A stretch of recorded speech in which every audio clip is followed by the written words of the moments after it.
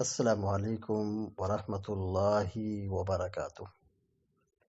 الحمد للہ رب العالمین والعاقبۃ للمتقین والصلاة والسلام علی اشرف الانبیاء والمرسلین نبینا محمد وعلی آلہ وصحبہ اجمعین ومن تبعہم بإحسان الی یوم الدین، اما بعد۔ فعن جابر رضی اللہ تعالی عنہ فی الرجل الذي شج فاغتسل فمات انما كان يكفيه ان يتيمم ويعصب على جرحه خرقة ثم يمسح عليها ويغسل سائر جسده، رواه ابو داود بسند فيه ضعف وفيه اختلاف على راويه۔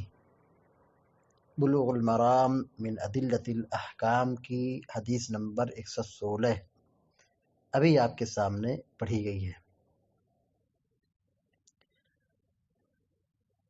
یہ باب کی سیکنڈ لاسٹ حدیث ہے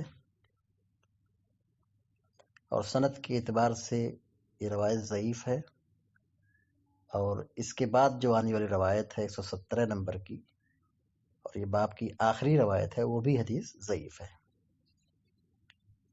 جیسا کہ اس سے پہلے یہ واضح کیا جا چکا ہے کہ باب کے اخیر میں عام طور پر حافظ ابن حجر العسقلانی رحمہ اللہ اس مفہوم کی باب سے متعلق ضعیف حدیثوں کو اکثر ذکر کرتے ہیں۔ دیکھیے روایت جابر بن عبداللہ رضی اللہ تعالی عنہما بیان کرتے ہیں، فی الرجل الذی شج، فی معنی میں، رجل معنی آدمی، الذی معنی جو اور جس دونوں استعمال ہوتا ہے۔ شج سر میں جو زخم آئے اس کو کہتے ہیں۔ شج یہ فعل مجہول ہے،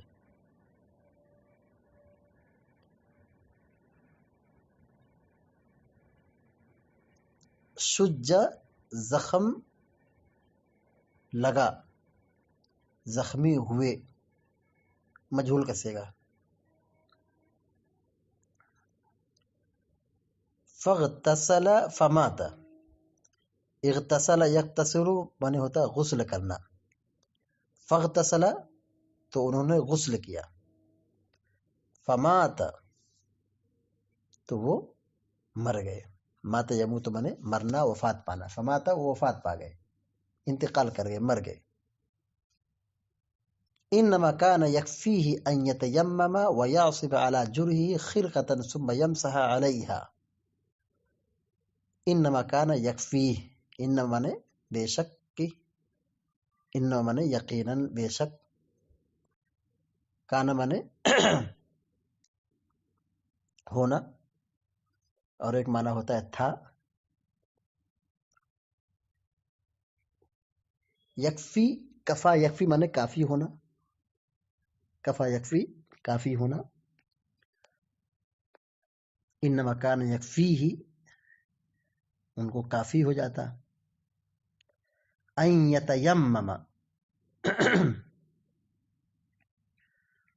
ان یتیمم کہ وہ تیمم کریں، تیمم یتیمم تیممن معنی ہوتا ہے تیمم کرنا۔ وَيَعْصِبَ عَلَى جُرْحِهِ خِرْقَةً، عصب یعصب باندھنا، پٹی باندھنا۔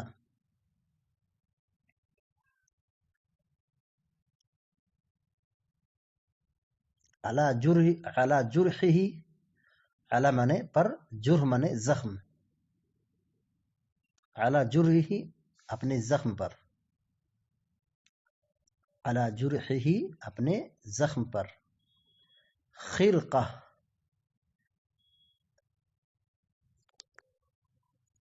خرقہ کا معنی ہوتا ہے کپڑے کا ٹکڑا، کپڑے کا ٹکڑا۔ ثم یمسح علیہا، مسح یمسح مانے مسح کرنا، علیہا مانے اس پر، کس پر؟ پٹی پر۔ وَيَغْسِلُ سَائِرَ جَسَدِهِ، غسل یغسل مانے دھلنا، دھونا، غسل کرنا بھی ہوتا ہے۔ وَيَغْسِلُ مانا ہوتا ہے دھونا، دھلنا۔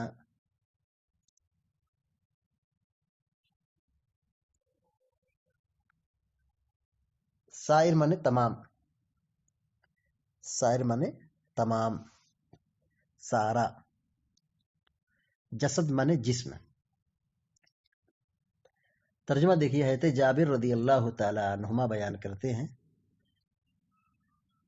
فی الرجل الذی شج، اس آدمی کے بارے میں جو زخمی ہو گئے تھے، شج زخمی ہو گئے تھے یعنی سر میں ان کے زخم آ گیا تھا۔ فاغتسل فمات، تو انہوں نے غسل کیا، ان کے سر میں زخم تھا، گہری مار پڑی تھی، اور پھر انہوں نے غسل کیا، اور غسل کے بعد ان کا انتقال ہو گیا، فمات ان کا انتقال ہو گیا۔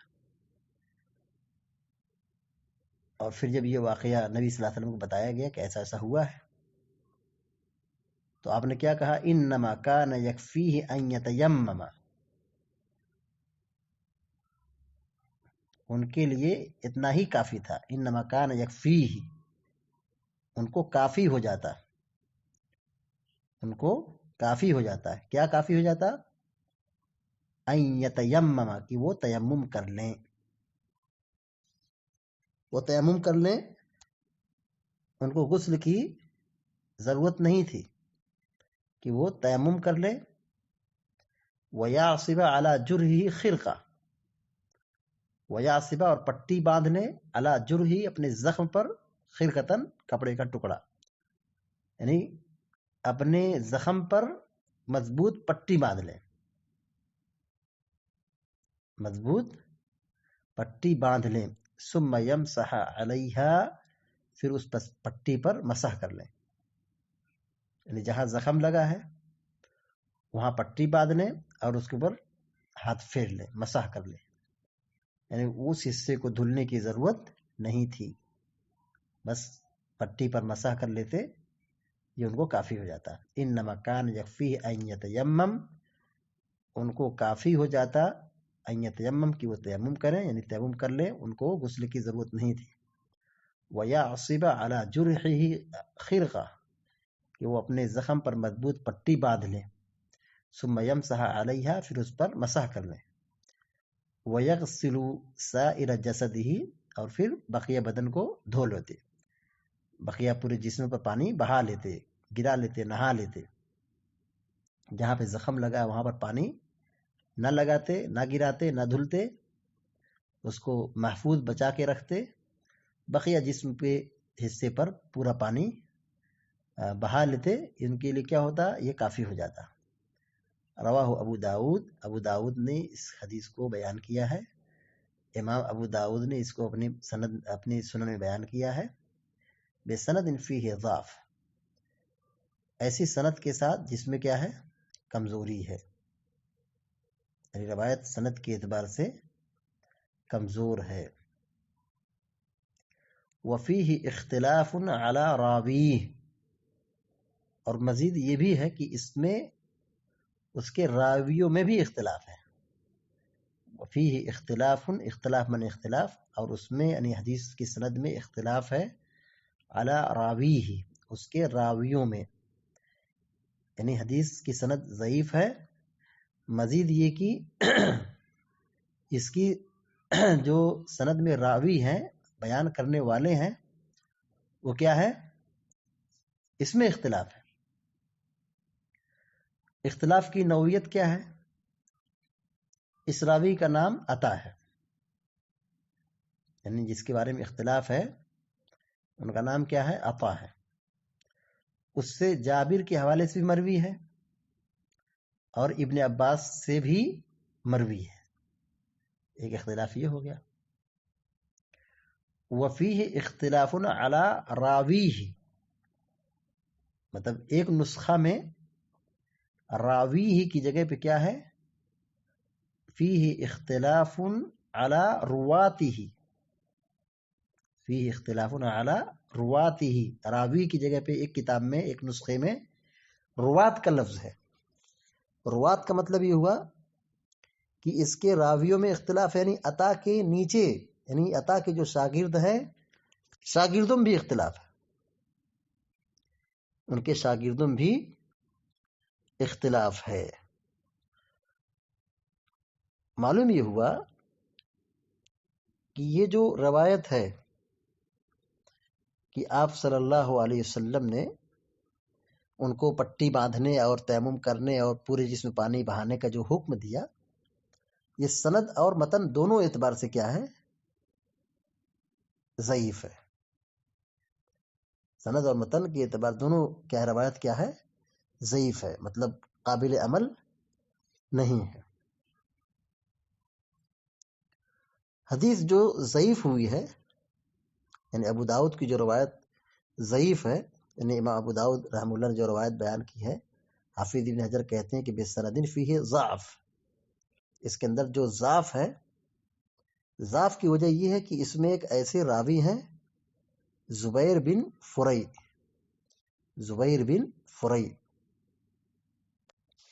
ان کے بارے میں علماء نے کلام کیا ہے، ان کے بارے میں علماء نے کلام کیا ہے کہ مطلب یہ راوی قوی نہیں ہے. اب جب راوی قوی نہیں ہے، ثقہ نہیں ہے، تو روایت کیا ہو گئی؟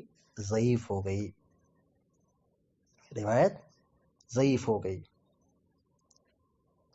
اصل میں جو واقعہ ہے، یعنی جس واقعے کی طرف یہاں اشارہ کیا گیا ہے کہ اس آدمی کے بارے میں بتایا جس کو زخم لگی تھی، زخم لگا تھا اور ان کو غسل کی حاجت پیش آئی، پھر انہوں نے غسل کیا اور ان کا انتقال ہو گیا.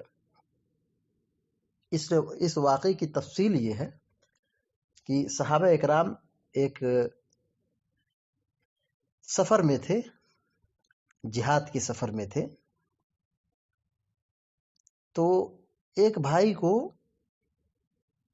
لڑائی میں زخم لگا اور یہ زخم ان کے سر پر آیا. پھر رات میں وہ سوئے اور ان کو احتلام ہو گیا، غسل کی حاجت پیش آ گئی. انہوں نے اللہ کے نبی صلی اللہ علیہ وسلم کے صحابہ اکرام سے یہ دریافت کیا، اپنے ساتھیوں سے پوچھا کہ مجھے غسل کی حاجت درپیش ہے،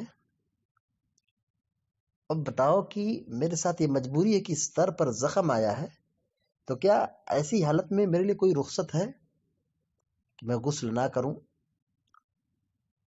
کیونکہ اگر میں غسل کروں گا تو یہ سر پہ شدید زخم ہے، ممکن ہے کہ مجھ کو نقصان پہنچے. تو صحابہ اکرام وہاں موجود تھے، یہی کہا کہ نہیں، تمہارے لیے کوئی رخصت نہیں ہے. ان کے ساتھیوں نے کہا، یعنی جس سے انہوں نے سوال کیا تھا، ان کے ساتھیوں نے کہا کہ نہیں، آپ کے لیے کوئی رخصت نہیں ہے، آپ کو غسل کرنا پڑے گا چونکہ آپ پر غسل واجب ہو گیا ہے. علی کل حال انہوں نے غسل کیا اور پھر ان کے زخم پر پانی پہنچا اور پھر وہ زخم شدید ہو گیا اور ان کی اسی غسل کے سبب وفات ہو گئی، اس صحابی کا انتقال ہو گیا.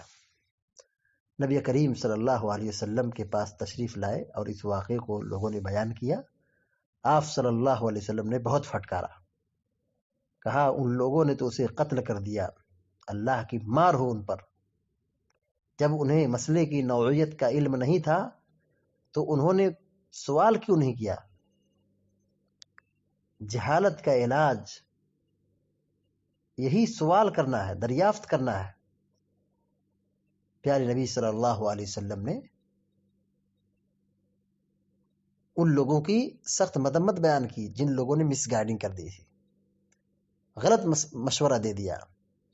علم نہیں تھا تو دوسروں سے پوچھنا چاہیے تھا، دوسروں سے مشورہ کرنا چاہیے تھا، لیکن ان لوگوں کی غلطی کی وجہ سے ان کی جان چلی گئی۔ یہاں تک تو واقعہ درست ہے، یہاں تک کا واقعہ تو درست ہے، لیکن اس کے بعد کی جو روایت یہاں ہے کہ انما کان یکفی ان یتیمم ویعصب، کہ وہ تیمم کریں اور پٹی باندھیں، تیمم کریں اور پٹی باندھیں اور پھر پورے جسم کو دھوئے اور پھر پٹی پر مسح کریں، یہ مسئلہ محل نظر ہے۔ جب آدمی کوئی ناپاک ہو گیا، غسل کی صلاحیت اور طاقت نہیں ہے، تو وہ صرف تیمم کرے گا۔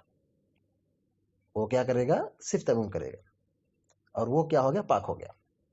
تیمم حدث اصغر کے لیے بھی ہے اور حدث اکبر کے لیے بھی ہے۔ یہاں حدیث میں کیا کہا گیا؟ وہ تیمم کرے، پھر پٹی باندھے، پھر مسح کرے اور پھر پورے جسم کو دھوئے۔ ایسا نہیں ہے، ایسا نہیں ہے۔ حدیث کیا ہے؟ یہ ضعیف ہے۔ صحیح بات کیا ہے؟ صحیح بات یہ ہے کہ اگر کوئی شخص بیمار ہو گیا ہے، غسل کرنا اس کے لیے مشکل ہے، بیماری بڑھنے کا خطرہ ہے، جان جانے کا خدشہ ہے، تو وہ تیمم کرے گا اور وہ پاک ہو گیا۔ وہ کیا ہو گیا؟ پاک ہو گیا۔ اور اگر ایسا مسئلہ ہے کہ جسم کے کسی حصے کو ہے زخم لگا ہے اور وہ اس پر پٹی باندھ لے اور اس کو کپڑے سے باندھ لے، پھر اس پر پانی نہ گراتے ہوئے پورے جسم کو دھل لے، نہا لے، تو اس کی بھی گنجائش ہے، اس کی بھی گنجائش ہے۔ یعنی جتنے حصے کو دھونا ان کے لیے نقصان ہے ان کو چھوڑ دے، اور بقیہ جو حصہ باقی ہے اس پر کیا کر لے؟ پانی گرا لیں، پانی سے دھل لیں مل مل کر کے۔ جتنا حصہ دھلنا مشکل ہے، نقصان کا اور خطرہ کا سبب بن سکتا ہے، اس کو چھوڑ دے اور پھر پورے جسم پر جو سیف ہے اس پر پانی بہا لیں۔ تو جس حصے پر زخم ہے اس پر پٹی باندھ لیں، اس کو چھوڑ دیں، تو ان کا غسل ہو گیا، ان کا غسل کیا ہو گیا؟ ہو گیا۔ اور اگر پٹی وغیرہ ہے، پٹی باندھ لیے ہیں، تو پٹی وغیرہ پر مسح کر لیں گے، یہ کیا ہو گیا؟ وضو اور غسل کیا ہو گیا؟ مکمل ہو گیا۔ تو تیمم بھی اور پھر غسل کی اور پھر پٹی پر مسح کی، ان تمام چیزوں کی ضرورت نہیں ہے۔ بس دو چیزیں واضح ہیں، وہ یہ کہ اگر غسل کرنا واقعی ان کے لیے نقصان دہ ہے تو تیمم کر لیں گے اور بقیہ نماز پڑھیں گے، اور کچھ نہیں کرنا ہے۔ اور اگر ایسا ہے کہ جسم کے کسی حصے پر زخم ہے، پٹی باندھ لیں اور وہاں پانی نہ پہنچاتے ہوئے نہ پہنچائیں تاکہ وہ زخم مرض نہ پھیلے، نہ بڑھے، تو اس پر پٹی باندھ کر مسح کر لیں اور پورے جسم کو دھو لیں، یہ غسل ہو گیا۔ یا وضو کا معاملہ ہے تو وضو کے اندر بھی یہی صورتحال ہے کہ جو حصہ دھو سکتے ہیں اس کو دھلیں، اور جس میں دھونا نقصان دہ ہے اس کو چھوڑ دیں، اس پر مسح کر لیں۔ یہ غسل اور وضو دونوں کے لیے کافی ہوگا۔ روایت جو ہے سند کے اعتبار سے کمزور ہے، اور مزید یہ کہ اس کے راویوں کے اندر بھی شدید اختلاف ہے۔ تو خلاصہ کلام یہ ہوا کہ ایسا آدمی جو مریض ہے یا اس کو کہیں زخم آ گیا ہے، اسے غسل کی حاجت آ گئی ہے، تو ایسا آدمی غسل نہیں کرے گا، جبکہ غسل اس کے لیے نقصان دہ ہے، تیمم کر کے پاک ہو گیا۔ اور اگر ایسا ہے کہ جسم کے بعض حصے پر زخم ہے مگر دوسرے حصے کو دھل سکتے ہیں، تو جہاں پر زخم ہے اس پر پٹی باندھ لیں، اس کو سیف کر لیں، پانی نہ پہنچنے دیں، اور بقیہ حصے کو پانی سے دھل لیں اور اس پر پٹی پر مسح کر لیں، یہ غسل ہو گیا۔ اور اس طرح وضو کے اندر بھی حکم ہے کہ مسح کر لیں گے اور ان کا وضو ہو جائے گا۔ اللہ تعالیٰ سے دعا کر اللہ تعالیٰ